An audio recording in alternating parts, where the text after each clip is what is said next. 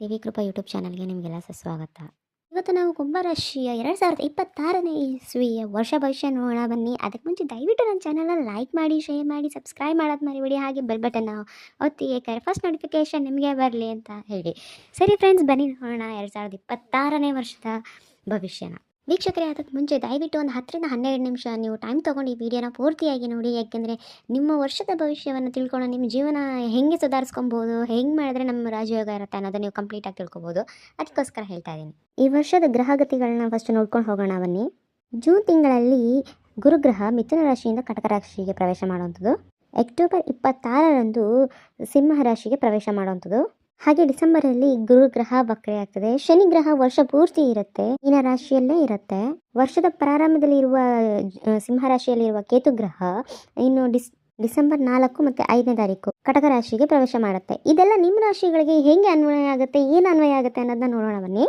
ಕುಂಭರಾಶಿ ಅಂತ ಹೇಳಿದ್ರೆ ಅವರೊಂಥರ ವಿಚಿತ್ರ ಧೈರ್ಯ ಅವರಿಗೆ. ಯಾಕಂದರೆ ಯಾರು ಬೇಕಾದ್ರೂ ಯುದ್ಧಕ್ಕೆ ಹೋಗ್ಬೇಕಾದ್ರೆ ಪ್ರಾಕ್ಟೀಸ್ ಮಾಡ್ಕೊತಾರೆ. ಆದರೆ ಇವರಿಗೆ ಯಾವ ಪ್ರಾಕ್ಟೀಸು ಬೇಡ, ಏನಿಲ್ಲ. ಕಳಸವನ್ನು ಹೊತ್ತಿರುವ ಯೋಧ. ಇದು ರಾಶಿಯ ಚಿಹ್ನೆ ಆದರೆ ಕರ್ಮವನ್ನು ನೋಡುವಂಥ ಶನಿ ಈ ರಾಶಿಯ ಅಧಿಪತಿಯಾಗಿರ್ತಾನೆ. ಕುಂಭರಾಶಿಯವರ ಸ್ವಭಾವನೇ ಹೇಗೆ ಅಂತ ಹೇಳಿದರೆ, ಯಾರ ಮಾತಿಗೆ ಅವರು ಕಟ್ಟು ಬೀಳೋದಿಲ್ಲ. ಯಾರು ಏನೇ ಹೇಳಿದ್ರು ಅದನ್ನು ಕೇಳೋದಿಲ್ಲ. ಅಂದರೆ ಅವ್ರಿಗೇನು ಸರಿ ಅನಿಸುತ್ತೆ ಅದನ್ನೇ ಮಾಡ್ತಾರೆ. ಅಂದರೆ ಒಳ್ಳೆಯ ದಾರಿನೇ ಹಿಡ್ಕೊಳ್ತಾರೆ. ಅವರು ಏನು ಸರಿ ಅಂತ ಹೇಳ್ಬಿಟ್ಟು ಕೆಟ್ಟ ದಾರಿ ಹಿಡ್ಕೊಳ್ಳೋದಿಲ್ಲ. ಅವ್ರಿಗೇನು ಒಳ್ಳೇದು ಅನಿಸುತ್ತೆ ಅದೇನೇ ದಾರಿ ಇಟ್ಕೊಂಡು ಅವರು ಮುಂದೆ ಹೋಗ್ತಾರೆ. ಕುಂಭರಾಶಿಯವರು ಯಾರೊಟ್ಟಿಗೂ ಅಷ್ಟು ಬೆರೆಯೋದಿಲ್ಲ, ಯಾರೊಟ್ಟಿಗೂ ಅಷ್ಟು ಏನು ಮಾತಾಡೋದಿಲ್ಲ. ಅಹಂಕಾರ ಅಂತ ಅನ್ಕೊತಾರೆ. ಎಷ್ಟು ಜನಗಳಿಗೆ ತಪ್ಪು ಕಲ್ಪನೆಗಳಿರುತ್ತೆ, ಇವರಿಗೆ ಅಹಂಕಾರ ಜಾಸ್ತಿ ಅಂತ. ಇಲ್ಲ, ಆದರೆ ಅವ್ರಿಗೆ ಬೇಕಾದಂಥ ಒಂದು ಸ್ಪೇಸ್ ಅಂತ ಇರುತ್ತೆ. ಅವ್ರಿಗೆ ಬೇಕಾದ ಒಂದು ಟೈಮ್ನ ಕೊಟ್ಟರೆ ಅವ್ರು ಎಲ್ಲರ ಜೊತೆ ಬೆರೀತಾರೆ, ಚೆನ್ನಾಗಿರ್ತಾರೆ. ಇವರಿಗೆ ಆಳವಾದ ಅಧ್ಯಯನ ಸಮೇತ ಇದೆ, ವಿಜ್ಞಾನ ಸಮೇತ ಇರುತ್ತೆ. ಮಾನವೀಯತೆಗೆ ಇನ್ನೊಂದು ಹೆಸರೇ ಕುಂಭರಾಶಿ. ಕುಂಭರಾಶಿಯವರು ಯಾರ ಜೊತೆ ಶತ್ರು ಮಾಡ್ಕೊಳ್ಳೋದಿಲ್ಲ. ಮಾನವೀಯತೆ ಒಂಥರ, ಯಾರು ಅವ್ರ ಜೊತೆ ಚೆನ್ನಾಗಿರ್ತಾರೋ ಅವ್ರ ಜೊತೆ ಚೆನ್ನಾಗಿರ್ತಾರೆ. ಆದರೆ ಅವ್ರುಗಳಿಗೆ ಮೈ ತುಂಬ ದ್ವೇಷ ತುಂಬಿರೋರೇ ಅಕ್ಕಪಕ್ಕ ತುಂಬಿಕೊಂಡಿರ್ತಾರೆ. ಕುಂಭರಾಶಿಯವರು ಹುಟ್ಟನೇ ವಿಜ್ಞಾನಿ ಆಗಿರ್ತಾರೆ. ಇಲ್ಲ ಅಂತ ಹೇಳಿದರೆ ಯಾವ್ದಾದ್ರು ತಾಂತ್ರಿಕ ಇದು ಅಂದರೆ ಇಂಜಿನಿಯರು, ಇಲ್ಲ ಡಾಕ್ಟ್ರು, ಇಲ್ಲ ಆಲ್ಮೋಸ್ಟ್ ಆಸ್ಟ್ರಾಲಜಿ ಆಗೋರೇ ಕುಂಭರಾಶಿಯವರು. ಕುಂಭರಾಶಿಯವರಿಗೆ 36 ವರ್ಷ ಆಗವರಿಗೆ ಅವರಿಗೆ ಸರಿಯಾದ ನೆಲೆ ಕಂಡ್ಕೊಳ್ಳೋಕ್ಕೆ ಆಗೋದಿಲ್ಲ.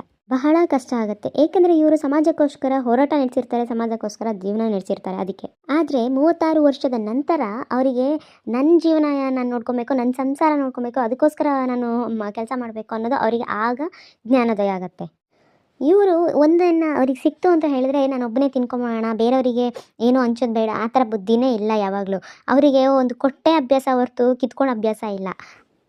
ಇನ್ನು ಇವರು ಮನಸ್ಸಲ್ಲಿ ಏನಾದ್ರು ಒಂದು ನಿರ್ಧಾರ ತೊಗೊಂಬಿಟ್ರೆ ಅವ್ರ ಯೋಚನೆಗಳನ್ನೇ ನಾವು ಬದಲಾಯಿಸೋಕ್ಕೆ ಅಷ್ಟು ಸುಲಭವಾಗಿ ಸರಿಯಿಲ್ಲ. ಏಕೆಂದರೆ ಅವ್ರು ಅಂದ್ಕೊತಾರೆ ನಾವು ಅಂದ್ಕೊಂಡಿರೋದೇ ಸರಿ, ನಾನು ಮಾಡ್ತಿರೋದೇ ಸರಿ ಅಂತ ಅವ್ರ ಮನಸ್ಸಲ್ಲಿ ಒಂಥರ ಗಟ್ಟಿಯಾಗಿ ಕುತ್ಕೊಂಡ್ಬಿಡ್ತಾರೆ. ಅದರಿಂದ ಅವ್ರ ಯೋಚನೆಗಳನ್ನ ಬದಲಾಯಿಸೋದು ತುಂಬ ಕಷ್ಟ ಆಗುತ್ತೆ. ಇನ್ನು ಇವರು ಒಂದೊಂದು ಸರಿ ತಗೊಳ್ಳೋ ನಿರ್ಧಾರ ಇವರ ಸಂಗಾತಿಗೆ ಇಷ್ಟ ಆಗದೆ, ಇಲ್ಲ ಸಂಗಾತಿ ವಿರುದ್ಧ ಅವರು ಹೋಗಿ ಒಂದು ಡಿಸಿಷನ್ ತೊಗೊಳ್ಳೋದ್ರಿಂದ ಅವರಿಬ್ಬರು ಮಧ್ಯೆ ಸಂಬಂಧ ಬಿರುಕು ಮೂಡೋ ಸಂದರ್ಭ ಸಮೇತ ಇರುತ್ತೆ. ಇದರಲ್ಲೂ ತಾರ್ಕಿಕ ಒಂದು ವಿಷಯದಲ್ಲಿ ತಾರ್ಕಿಕ ಉಪಯೋಗಗಳನ್ನ ಕೊಡಕ್ಕೆ ಹೋಗಿ ಇನ್ನೂ ಅವ್ರ ಸಂಬಂಧ ಜಟಿಲ ಆಗುತ್ತೆ. ಇವರು ಅವರ ಪ್ರಪಂಚದಲ್ಲೇ ಇರ್ತಾರೆ. ಅಂದರೆ ಅವ್ರು ಅಂದ್ಕೊತಾರೆ ನನ್ನ ಲೆಕ್ಕದಲ್ಲೇ ಎಲ್ಲರೂ ಯೋಚಿಸ್ತಿಲ್ವಲ್ಲ, ಏನಕ್ಕೆ ಅಂತ. ಒಟ್ಟಿನಲ್ಲಿ ಏನಕ್ಕೆ ಅನ್ನೋ ಒಂದು ಪ್ರಶ್ನೆಗೆ ಅವರು ಉತ್ತರ ಪಡ್ಕೊಳ್ಳೋದೇ ತುಂಬ ಲೇಟ್ ಆಗ್ಬಿಡುತ್ತೆ. ಯಾಕಂದರೆ ಅವ್ರ ಪ್ರಪಂಚದಿಂದ ಅವರು ಆಚೆ ಬಂದು ಮಿಕ್ಕಿದ ರಾಶಿಯವರುಗಳು ಹೇಗೆ ಯೋಚನೆ ಮಾಡ್ತಾರೆ, ಹೇಗೆ ಅವರು ಡಿಸಿಷನ್ ತೊಗೊಳ್ತಾರೆ ಅಂತ ತಿಳ್ಕೊಳ್ಳೋದೇ ತುಂಬ ತಡವಾಗಿಬಿಡುತ್ತೆ. ಅದಕ್ಕೆ ಅವರ ಲೈಫಲ್ಲಿ ಅವರು ಸಕ್ಸಸ್ಸನ್ನು ಅವರು ತಗೊಳ್ಳೋದು ತುಂಬ ಲೇಟ್ ಆಗುತ್ತೆ. ಮತ್ತು ಬೇರೆ ರಾಶಿಯವರುಗಳಿಗೆಲ್ಲ ಹೃದಯದಲ್ಲಿ ಒಂದಿದ್ರೆ ತಲೆಯಲ್ಲಿ ಒಂದು ಡಿಸಿಷನ್ ಇರುತ್ತೆ, ಅದರಲ್ಲಿ ಕನ್ಫ್ಯೂಸ್ ಆಗಿಬಿಡ್ತಾರೆ. ಬಟ್ ಇವ್ರು ಹೇಗೆ ಅಂತ ಹೇಳಿದರೆ ಕುಂಭರಾಶಿಯವರು ಅವ್ರ ಮನಸ್ಸಲ್ಲಿ ಇರೋದನ್ನೇ ಮಾಡಬೇಕು, ಇಲ್ಲ ಹೃದಯದಲ್ಲಿ ಇರೋದನ್ನೇ ಮಾಡಬೇಕು, ಒಟ್ಟಿನಲ್ಲಿ ಎರಡೂ ಒಂದೇ ಇರಬೇಕು, ಎರಡನ್ನೂ ಬ್ಯಾಲೆನ್ಸ್ ಮಾಡಬೇಕು ಅನ್ನೋದು ಅವರ ಮನಸ್ಥಿತಿಯಾಗಿರುತ್ತೆ. ಇನ್ನು ಇದರೆಲ್ಲ ಮಧ್ಯದಲ್ಲಿ ನಿಮ್ಮ ಗ್ರಹಗತಿಗಳ ಬದಲಾವಣೆಯಿಂದ ನಿಮ್ಮ ವೃತ್ತಿ ಜೀವನದಲ್ಲಿ ನೀವು ತುಂಬ ಯಶಸ್ವಿಗೊಳ್ತೀರಾ. ವೃತ್ತಿ ಜೀವನ ಅಂದರೆ ಶ್ರಮಕ್ಕೆ ನೀವು ಕಷ್ಟಪಟ್ಟಿರುವ ಇದಕ್ಕೆ ನಿಮಗೆ ಪ್ರತಿಫಲ ಒಂದು ಪ್ರಾಪ್ತಿಯಾಗೋ ಸಂದರ್ಭ ಇದು. ಇನ್ನು ವೃತ್ತಿ ಜೀವನದಲ್ಲಿ ಅನೇಕ ಬಾರಿ ನೀವು ಏರಿಳಿತವನ್ನು ನೋಡಿರ್ತೀರಾ ಇದಕ್ಕೆ ಮುಂಚೆ. ಇದನ್ನೆಲ್ಲ ನಿಮ್ಮ ಒಂದು ಎಕ್ಸ್ಪೀರಿಯನ್ಸ್ ಅಂತ ಅಂದ್ಕೊಂಡು ಈ ವರ್ಷ ಬರುವ ಒಂದು ಸವಾಲುಗಳನ್ನ ಎದುರಿಸಬೇಕಾಗುತ್ತೆ ನೀವು. ಆಗ ನಿಮಗೆ ಯಶಸ್ವಿ ಸಿಗುತ್ತೆ.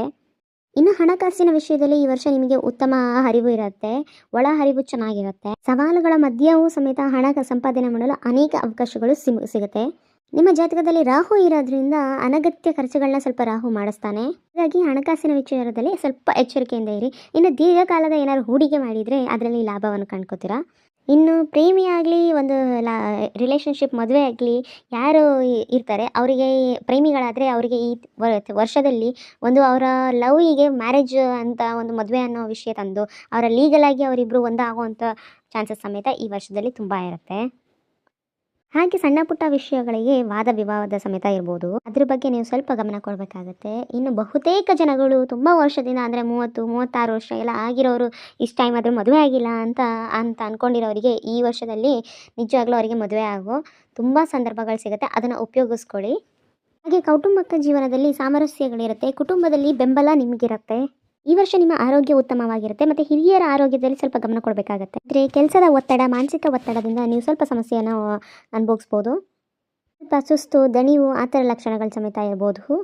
ಹಾಗೆ ದಿನನಿತ್ಯ ವ್ಯಾಯಾಮ ಮಾಡೋದು, ಎಕ್ಸಸೈಸ್ ಮಾಡೋದು, ಧ್ಯಾನ ಮಾಡೋದನ್ನ ನೀವು ರೂಢಿಸ್ಕೊಬೇಕಾಗತ್ತೆ. ಮತ್ತು ಕರೆಕ್ಟಾಗಿರೋ ಆಹಾರ ಟೈಮ್ ಪ್ರಕಾರವಾಗಿ ತಗೊಳ್ಳಿ. ಆರೋಗ್ಯದಲ್ಲಿ ಚೆನ್ನಾಗಿರುತ್ತೆ. ಈ ವರ್ಷದಲ್ಲಿ ನಿಮಗೆ ಅದೃಷ್ಟ ತರುವಂಥ ತಿಂಗಳು ಜನವರಿ ಮತ್ತು ಫೆಬ್ರವರಿ. ಈ ವರ್ಷದ ಆರಂಭದಲ್ಲಿ ನಿಮಗೆ ಕೆಲಸದಲ್ಲಿ ಅಭಿವೃದ್ಧಿ ಆಗುತ್ತೆ, ಒಳ್ಳೆಯ ಉತ್ತಮ ಫಲಗಳನ್ನ ತರುತ್ತೆ. ಆರ್ಥಿಕ ಲಾಭ, ವೈಯಕ್ತಿಕವಾಗಿ ನೀವೇನಾದ್ರು ಹೂಡಿಕೆ ಮಾಡಿದರೆ ಅದರಲ್ಲಿ ಲಾಭ, ಹಾಗೆ ಸಕಾರಾತ್ಮಕ ಬದಲಾವಣೆ ಸಮೇತ ಈ ವರ್ಷದಲ್ಲಿ ನಿಮಗೆ ಆಗುತ್ತೆ. ಮೇ ಮತ್ತು ಜೂನ್ ತಿಂಗಳಲ್ಲಿ ಹಣಕಾಸಿನ ವಿಷಯದಲ್ಲಿ ನೀವು ಸ್ವಲ್ಪ ಅದೃಷ್ಟಶಾಲಿಯಾಗಿರ್ತೀರ. ಹೂಡಿಕೆ ಎಲ್ಲ ನಿಮಗೆ ಲಾಭ ತಂದು ಕೊಟ್ಟರೆ ಆದಾಯ ಮೂಲ ಸಮೇತ ನಿಮಗೆ ಹೆಚ್ಚಾಗೋ ಸಂದರ್ಭ ಇರುತ್ತೆ.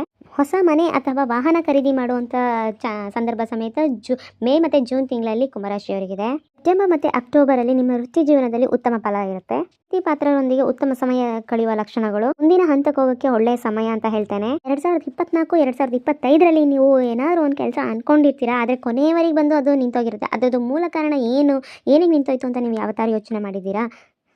ಎರಡು ಕಾರಣಗಳಿದೆ. ಒಂದು ಜನಗಳ ನರದಿಷ್ಟಿ ದೋಷ, ಇನ್ನೊಂದು ದೈವ ಬಲ ಇಲ್ಲದೇ ಇರುವಂಥದ್ದು.